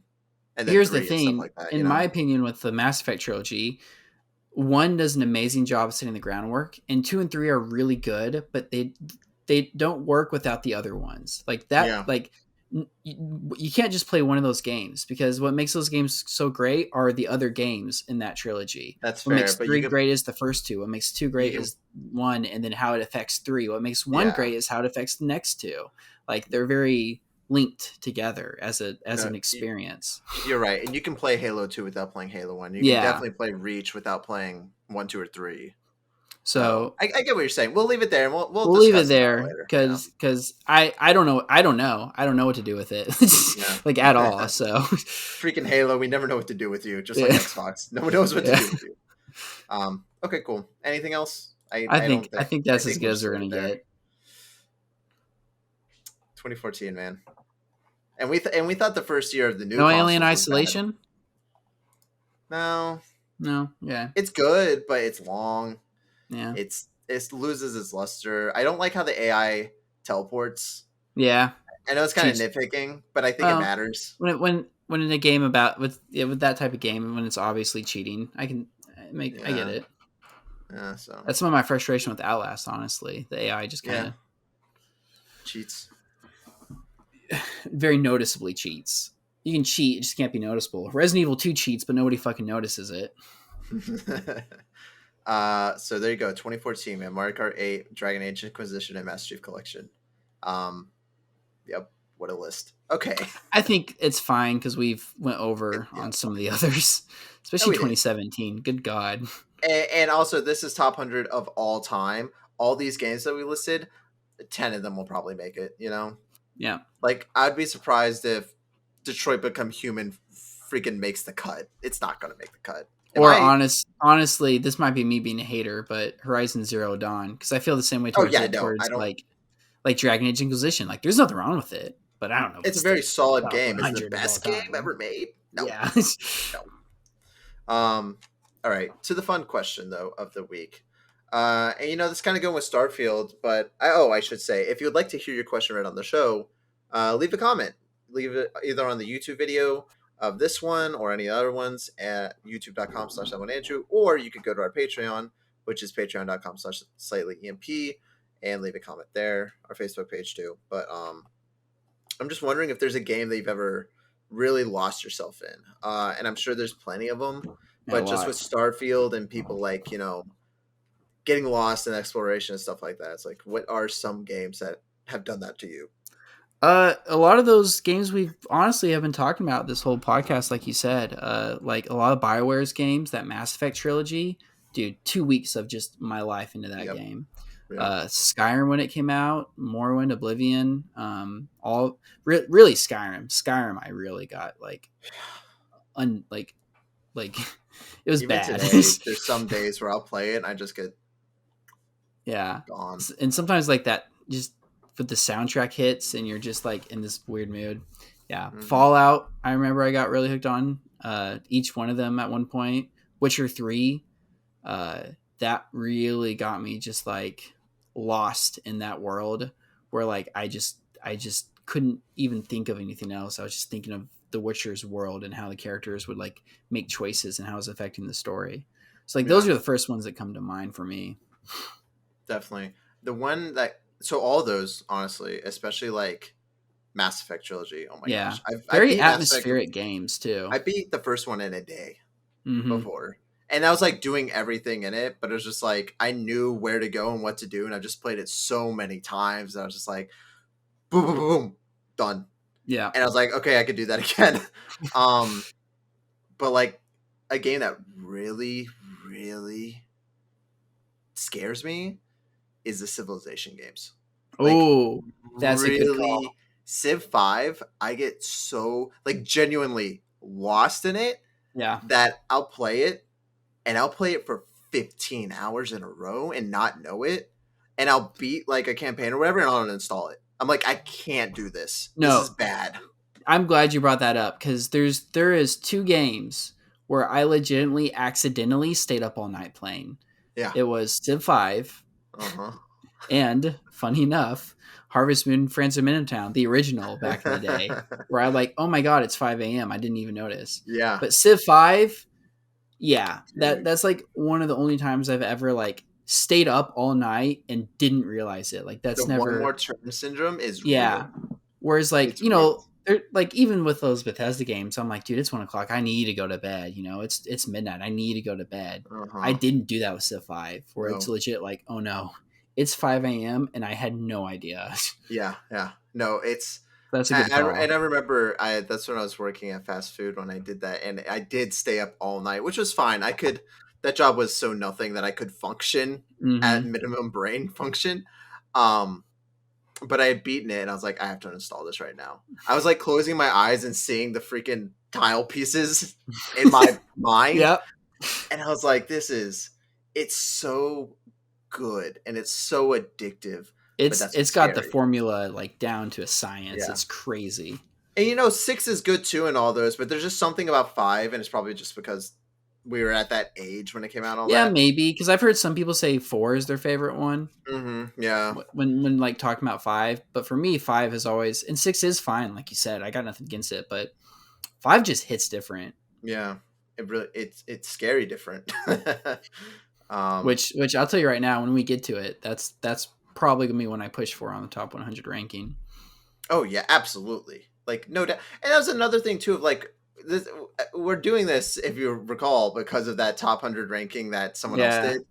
And I don't even think Civilization was on there. So it's such a bad list. And the which way they did it yeah, was so bad because I think which I they just can't asked a whole bunch of imagine. people their top 10 games and then did like some numerical.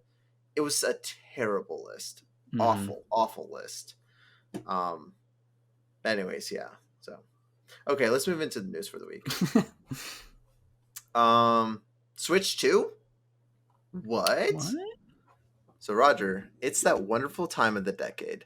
Substantial rumors are now flooding the internet about Switch 2 dev kits being used and presented at developers at Gamescom. It is reportedly more powerful than an Xbox Series S and a PS4, along with being able to run games like Final Fantasy VII Remake, which is rumored Whoa. to be a launch game. The Switch, which was originally released in 2017, is well behind any other modern console in terms of design and power because of the third-party support. Because of this, third-party support has been limited to indie games and older ports. That, however, hasn't really mattered for the Switch's sales as it continues to dominate the charts, recently breaking the 129 million units sold mark. The Switch is now the third best-selling console of all time, only behind the Nintendo DS, which is also from Nintendo, at 154.02 million units sold, and the PlayStation 2 at 155 million units. So, really, the news was developers saying at Gamescom, we're seeing the Switch 2. We are getting dev kits. Like, they are presenting it and giving them to us. And that makes sense. The Switch is 7 years old. It's going to be 8 years old by the time this thing comes out Mm-hmm. because it'll probably come out. But I guess it's 6 years old. My bad. It'll be 7 when it comes out because it'll be next year. I feel so bad. I just convinced my cousin to get a Switch, and she's gonna get it, and they'll announce this. Well, here's my thought about it is that they could be looking at a launch for next year, like spring Mm-hmm. of next year, like they did with the original Switch. The only hang up is that they're releasing Mario Wonder in November, right? Yeah, no, It I could see it still being a little bit of ways away. Yeah, so I don't think they'll do that because I imagine with the original Switch, I think the first trailer came out in November, and it would be really, really odd to release a big game like a brand new 2D Mario game and No, Tears of the they Kingdom, honestly, like less than a year they before need the to new wait at console. least another year because like they Switch had not Tears Breath of the Wild, right? Like they Yeah. need like I'm sure everybody's gonna be super excited, but I don't know. Like we see it with like the PSVR 2, where it's like yeah, it's cool, but there's no games on it. You know what I mean? Like Yeah. they need something strong coming out swinging, hmm and maybe I'm not saying they are not, but Yeah, and this rumor about Final Fantasy VII remake, I think that'd be a great get. Like if they can get that game running pretty well, which my argument recently has been the Steam Deck. The Steam Deck mm, can do it. There is zero excuse that the Switch 2 is weaker than the Steam Deck. The Steam Deck is 4-year-old technology or 3-year-old technology at this point because they probably decided on the hardware a year and a half in advance before they actually released the thing, and it's been out for a year and a half. So those components are already almost half a decade old, getting there. By the time the Switch 2 comes out, it'll be 4 years old. yeah. So it better, and if that can run those games, the Switch 2 better be that powerful. Now it's Nintendo, so it doesn't mean it will be, but hearing that is hopeful. And then also, if they're giving dev kits out now, this It's would be the scary time. because it's a little too hopeful, though. You know what I It mean? is, yeah. And I wouldn't be surprised if by the time it does come out, people do compare it to like the Steam Deck and say, well, it's not as powerful, but it has pros and cons to both. I'd be like, that's kind of what I'm expecting. Like, it's Yeah. more unique in its design, like most proprietary consoles are. So it But can run Switch has the games, but it's advantage, different. or Nintendo has the advantage of like honestly, their market, a big majority of it isn't competing with Yeah. Steam Deck. As weird as that sounds, you know what I mean? No, I mean, Like, absolutely. Switch um, is the third best selling console of all time, and it like runs like a toaster. they're going. Yeah, I know they're going to families. Families want that console, not a mobile PC. Essentially, you Yeah. know what I mean? Like No, it's absolutely. got crossover, but like that's the benefit Nintendo has, where like they could get away with not having it as powerful as the Steam Deck because they're really not. Even though you'd think they'd be competitors because they're handhelds, they're really not. Yeah, I agree. So two things. First, I do think that the Switch 2 will come out next year, but I think it's gonna be holiday. Because if they're giving dev kits out now, Yeah, that'll give them about a year to like port games or like develop for that thing. Because 6 months is just not quick enough, and that's no, what it you're would be for right. like a March. So that's my timeline is holiday next year because of dev kits coming out now. My other thing is Nintendo is not stupid, and they I'm sure actually from both from DS to 3DS and from Wii to Wii U. The problem was they hit that family market really good in the Wii and the DS. Mm-hmm. Nailed it, just like they did with the Switch. But when you make that iteration, and even if it is brand new, it's more powerful, has different games. We already have a DS. We already have a Wii. And families are going to go, we already have a Switch. My Switch runs Fortnite.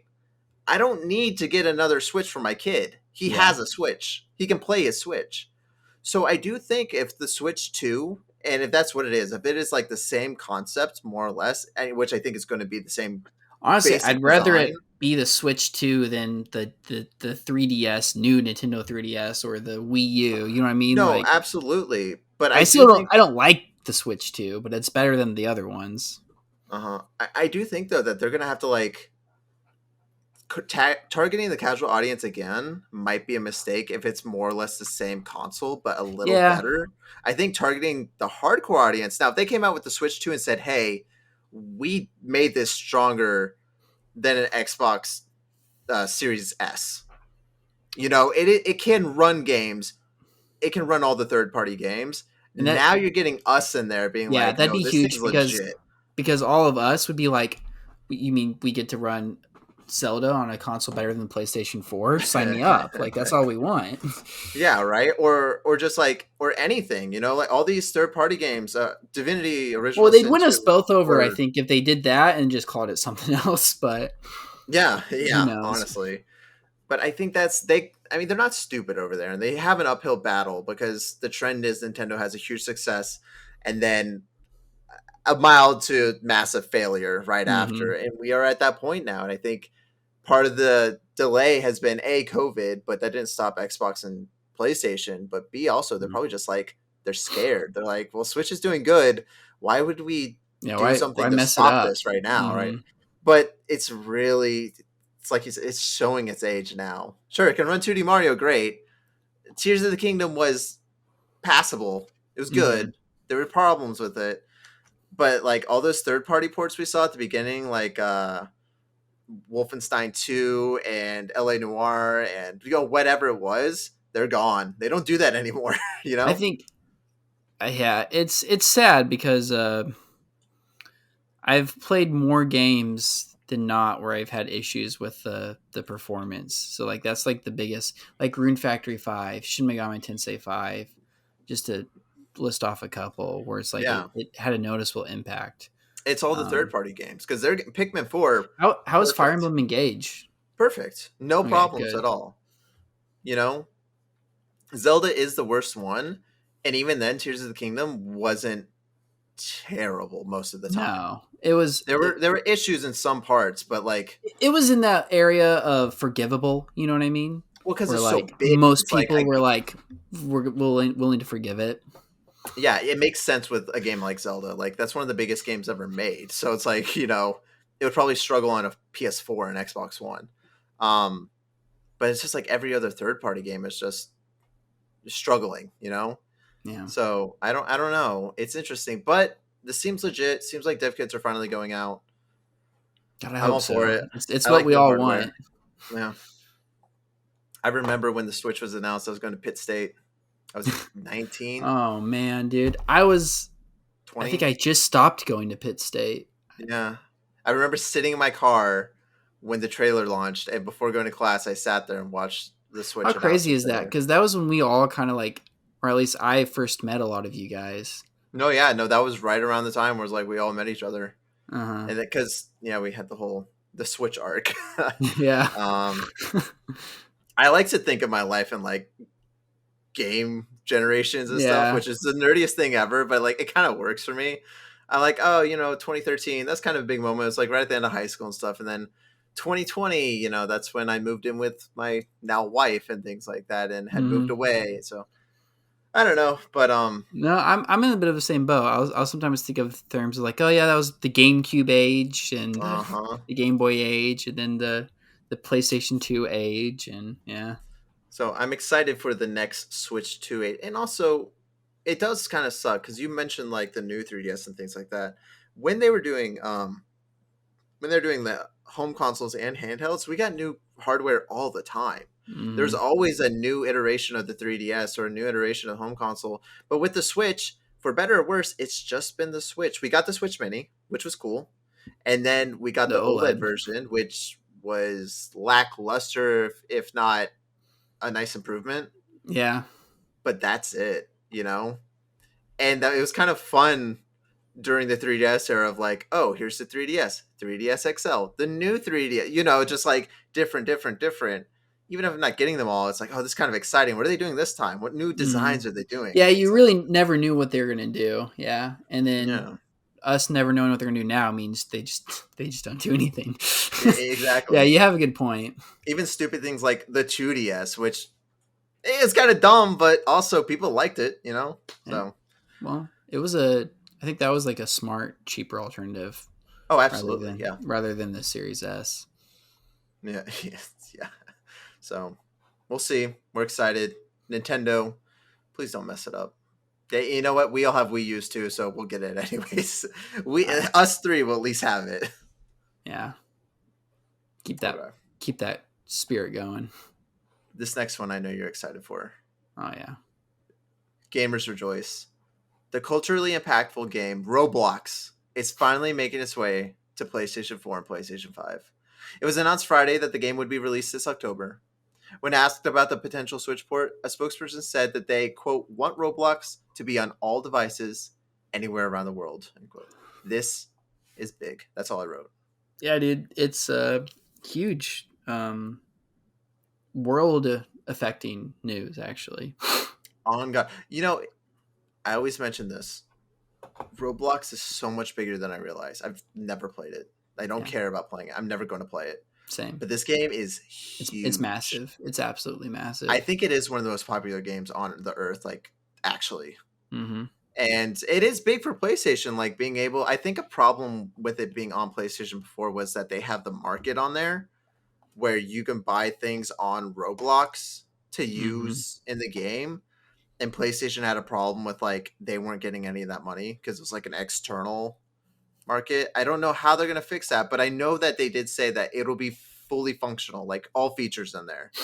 So it'll have all the additional Roblox stuff. So I mean, that's an interesting tidbit. Maybe they just caved and realized how much money they'd get by putting it on PlayStation. Yeah, there's like, or maybe they're like some back end thing of like, well, we saw that all these people were on PlayStation when they bought it, and you get a 20% cut or whatever. Because you're right, Roblox is massive. Yeah, I could. This is us just being fucking old grumpy guys. Like I could care less, like 100%. But should we play Roblox? Oh, dude, there's so many other things I'd rather us play. Can I be honest? We don't play the games we want to play together. Why would we? I would like to think I'm a smart guy, right? Especially when it comes to video games. I would argue we honestly, all of us that do this podcast are on like the top 5% of most knowledgeable people in video games. Sure. A lot of people are casuals, they don't care about all this nitty gritty stuff, but we, through the show and then our things, we get into the nitty gritty and we're pretty knowledgeable in video games. I don't get it. Like I've seen Roblox, and I've seen like my cousin play it. I just don't get it. There's like this whole list of things and there's different things. It's not just like a thing. It's not like Minecraft where you start Minecraft, play Minecraft. You like, I think there's like different games or something, but then you make the games. I remember it starting out as just being like, oh, it's like Minecraft, but with guns. Like that's how it started. Yeah. That was like the initial draw. And now it's like its own thing. I don't know what it is. I don't know what Roblox is. Yeah. And I sound old saying that, but sorry. It's confusing. It's a creative platform. I don't know what a Robux is. I don't want to know what a Robux is. Yeah. I don't want to know the currency exchange on a Robux. I already feel old falling out of line with Minecraft. I can't take Roblox. All right. Well, congrats, PlayStation players. You get Roblox. Nintendo players, you're gonna have to wait. You're gonna have to keep playing. What was it called? I don't know. The day. What was that Last of Us knockoff game? The day before or something. The day before. Yeah. That game actually got delisted. They did take it down.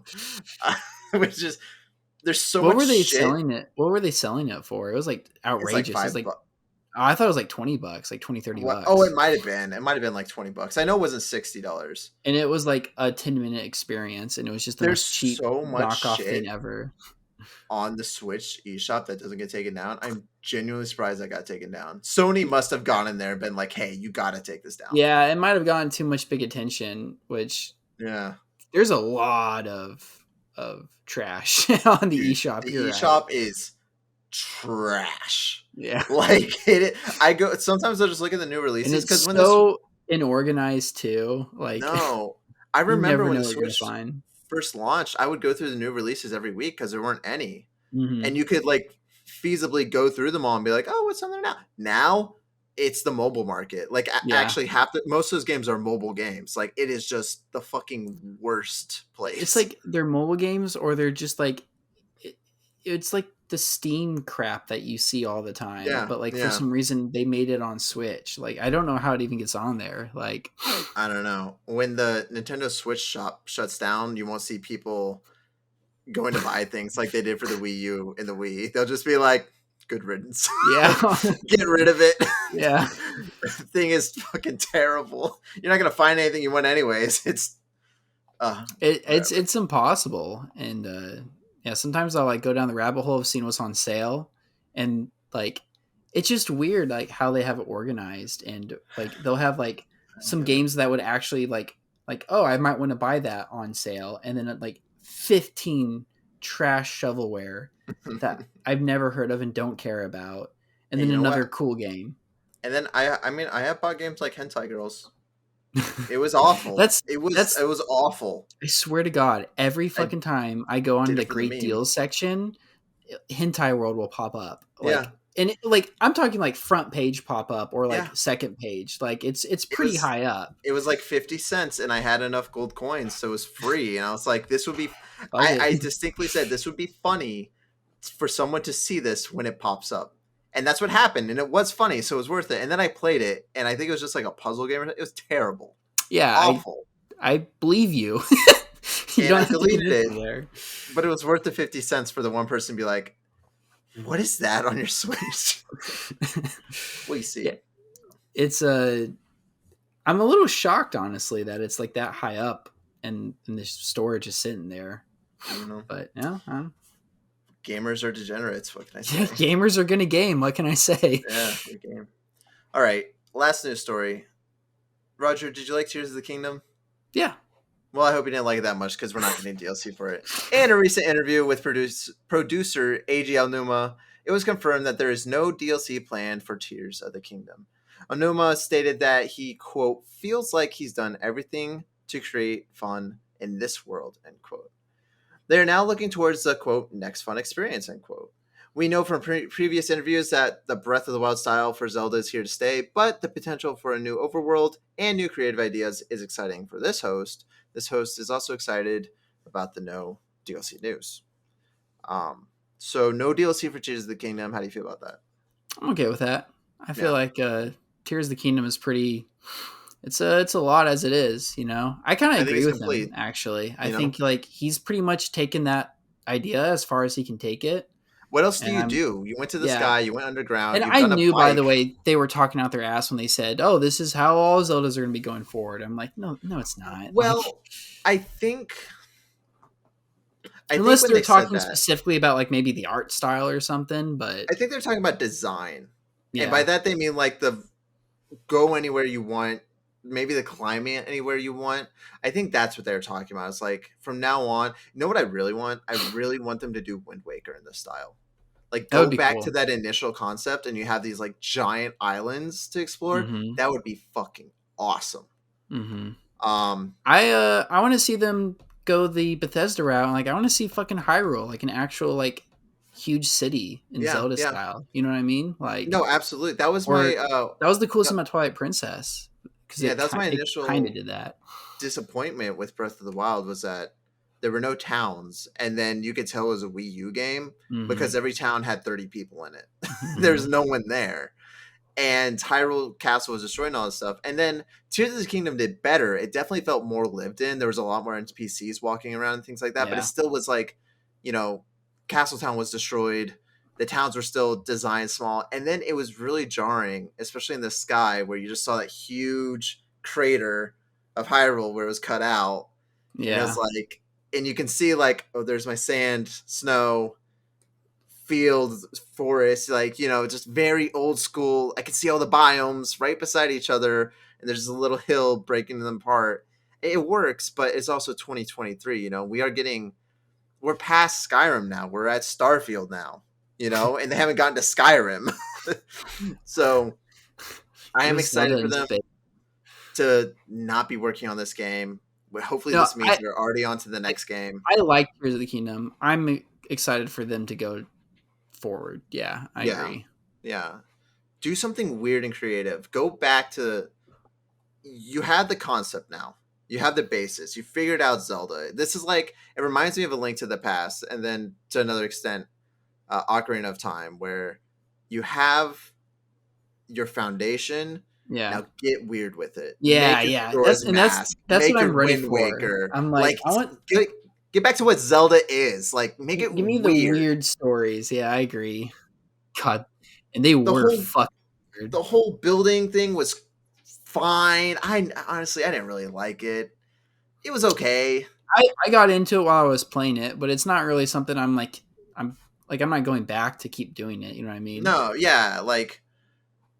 You know, I would rather have the mask system from Majora's Mask, or honestly, even like the sailing from Wind Waker, than the building arm from Tears of the Kingdom. You know? It's just more fun things for me. It's just different experiences. No, but I'm with you. I'm ready for like them to get fucking wacky with it. Yeah, and I think they will. I think that I think Breath of the Wild and then Tears of the Kingdom. I think Breath of the Wild was the new experiment, and then Tears of the Kingdom was like, okay, let's really build on this world. Mm-hmm. And when you're building on a world, you are trying to throw out every idea, and they literally did every idea. What if we have an underground? What if we have a sky? What if we have dungeons? What if we have all these different sprawling side quests with all these characters, and we'll have them all like biographies of them and stuff? Like literally every single thing they did. This is what I am still like. I still believe them when they saying they're excited to do new stuff, because I still have yet to feel like Zelda like they're doing it just because they have to. Like I still yeah, totally. Like, almost every time I feel like Zelda like they love doing Zelda, and Nintendo loves making buckets of money. So like, and now Zelda makes fucking buckets. I mean, it did before, but now like Breath of the Wild and Tears of the Kingdom are making laughable money. Mm-hmm. So they're getting the blank check, but I don't know. Maybe this will change, but I don't feel like they're cashing it in yet.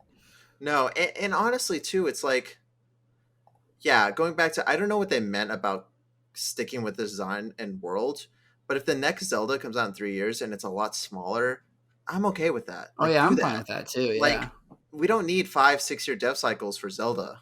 Mm-hmm. We don't. Like, if it's okay to tone it back. Now, I think the only problem is we are not everyone else, and there are a lot of people just based off sales that never played Zelda before that played Breath of the Wild and Tears of the Kingdom. Yeah. Twilight Princess with the highest selling one at 10 million. Breath of the Wild sold 30 million. That's 20 million people just based off sales and doing just basic math. I'm sure maybe they played it once in a while, stuff like that. But 20 million people, that's what Zelda is to them. It's the big open world. Mm-hmm. So if their next game isn't that huge open world and it's smaller, they're going to be like, what the fuck? This isn't Zelda. Which is hilarious. It's but hard. That is kind of the world we live in. Have to see. I think they've been wanting. You guys remember this is like during time when like everything we were wanting to be open world. Yeah, and we still kind of do with some stuff, and we've gotten that now. Now I think everybody's like ready for like a shift backwards. It's definitely it was a lot more prominent in PS4 and Xbox One where people were getting mad that things weren't open world. I feel like we've really. Like Armored Core just came out, and I didn't hear anyone being like, "What the fuck? This is level based." Everybody's fine with it. Everybody was like, "This is nice." It being level based. Like, so I think you're right. I think we are like kind of toning back that now and be like, everything doesn't need to be. Bethesda didn't get the memo. It's okay though. Their game's fine. At least Bethesda's known. Yeah, that's like, well, we didn't expect that from you, so it's fine. But yeah, he said, "I thought you wanted more, so we did more." Well, they're on like a 5-year behind schedule, so no, Todd, no, stop. We said like 3 planets, not 3,000. God bless Todd and his great watches. So, all right, there's one other thing I want to throw in that I don't think we ever mentioned, but Final Fantasy 16, they are making DLC for it now. That is confirmed. So very intrigued by that. Very intrigued. I know some people. I heard some people having a little hung up at it. I, for one, am okay with it because it doesn't seem like a 15 situation. The story, from what you've told me, is complete, and it's a complete wrapped story. And I really do like the characters that are in there. So if you're just telling me I have more time with these characters, cool. I'm gonna withhold commenting until you've beaten Final Fantasy 16. That's fair. I don't know how I feel about that. It depends on the DLC. Yeah, it could also be a thing of like, I don't know if there's any time jumps, but if you play as Clive when he was younger or something, as DLC, You know what? It'd be cool playing as through it from certain different characters' perspectives. Yeah, because you only play as Clive, right? Yeah, there's one character specifically I'd really like to see their journey throughout that campaign. Well, I'd like to see minor spoilers, I guess, but like Jill when she was captured and and like having to fight the war, or like I was thinking Joshua. If we're going spoilers, I'd love. Yeah. I was gonna say Matthew, Joshua. Like, his whole side journey that they kept cutting back to and stuff. But like, what was he doing? Even if it's just like a dungeon or something, it's something to add to it a little bit, because that's what they did with 15. You learn some stuff retroactively, but you could tell there's like he had his own journey. Yeah. Did you play 15? No, I didn't. Okay, so what they did in 15 was for the DLC, there were moments in the game where the cast, it's the four guys, right? Yeah. Like one of them It's the would, bro game. yeah, one of them would be somewhere else, whether they like got separated or like, I mean, one of them literally says like, I have to go deal with something, and then he just comes back later. And then the DLC was that moment when they were gone, and then you play as them. See, I would like So that. That'd be cool. yeah, so if they did something like that for 16, I think that's totally fine. Just like I agree. I would actually really like that. So enrich the game a little more, different gameplay types and things like that. Yeah. So I don't know. Anyways, no big game releases this week. Sorry. We won't have that problem again after this. I got nothing. You got anything? No, dude, I got Jack. All right. Jack nor Jill. There it is. The Cowboys have already been playing for 30 minutes, so I'm ready to go. Ready to go see if they're either legit this year or they're losing to the Giants. If they're losing to the Giants, we're gonna have some problems. But that's okay. I won't say anything. Oh no. Chiefs lost by a point to the Lions. I know. Lions are good though. Lions were good last year at the end. And then I don't know, Super Bowl syndrome, or the Lions legit? Nothing to do with video games. Roger, thank you so much for joining me. Always, dude, I don't know about you, but like it was blowing up over here when the Chiefs lost. People are losing their shit. Well, in North Carolina, they don't really care. I know. That's what I'm saying. About the Chiefs. You got out at the right time.